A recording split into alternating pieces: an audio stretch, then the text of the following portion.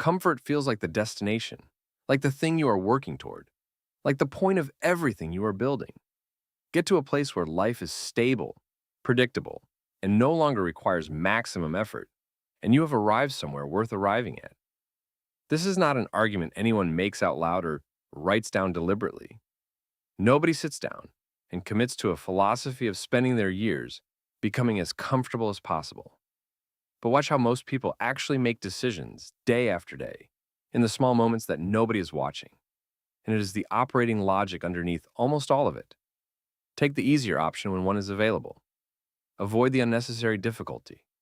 Choose the path that requires less when a path that requires less is right there in front of you. The brain is not doing this to sabotage you. It is doing exactly what it was designed to do. The human brain is extraordinarily effective at one specific and ancient job: protecting you from discomfort. It evolved across hundreds of thousands of years in environments where discomfort reliably signaled danger. Pain meant stop. Exhaustion meant pull back before you break. Difficulty meant find another route because this one might kill you. These were not weaknesses. They were survival mechanisms that worked brilliantly in the environments that produced them. The problem is that you are no longer in those environments. You are in an environment where the discomfort your brain is protecting you from is not danger. It is growth. And your brain, operating on the same ancient wiring, cannot tell the difference between the two. It responds to the discomfort of a difficult conversation the same way it responds to the discomfort of genuine physical pain. It responds to the resistance that comes with doing hard creative or intellectual work the same way it responds to the warning signals of real exhaustion. It responds to the social discomfort of failing publicly or being judged the same way it responds to actual physical threat. And because it cannot distinguish between them, it fires the same signal in response to all of them. Stop. Pull back. Find the path that costs you less. This is David Goggins' central argument in Can't Hurt Me, and it is the one worth sitting with before anything else in this series, because it changes the meaning of everything that follows. The life most people are living is not the life they are actually capable of living.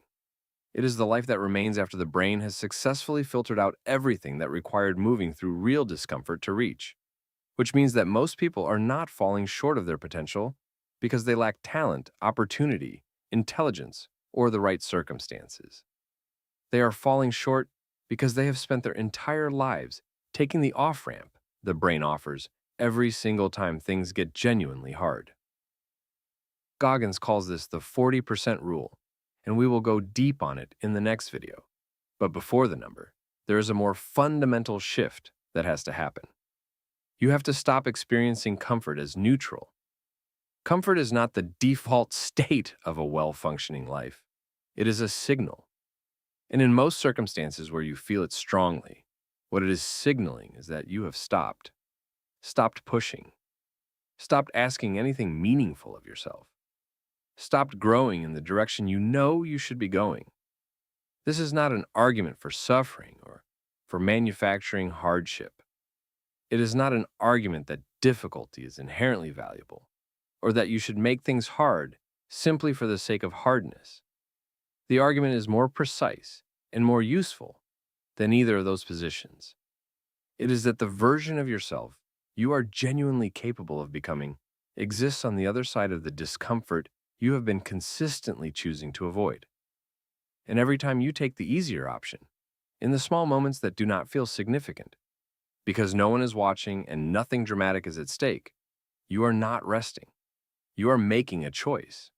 You are choosing in that specific moment to stay exactly where you already are.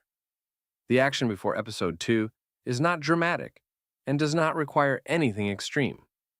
It requires one honest answer to one genuinely uncomfortable question. Think of the single area of your life where you have been consistently choosing the easier option. Not because the harder option was genuinely impossible or beyond your current capacity, but because it was uncomfortable and the easier one was right there and available. Name it specifically. Do not reach for a comfortable generalization. One area, one pattern, one honest name for the thing you have been avoiding. Because you cannot begin to address what you have not been willing to name with complete clarity. Episode 2 introduces the concept that will permanently reframe how you think about every limit you have ever placed on yourself. Subscribe so you do not miss it.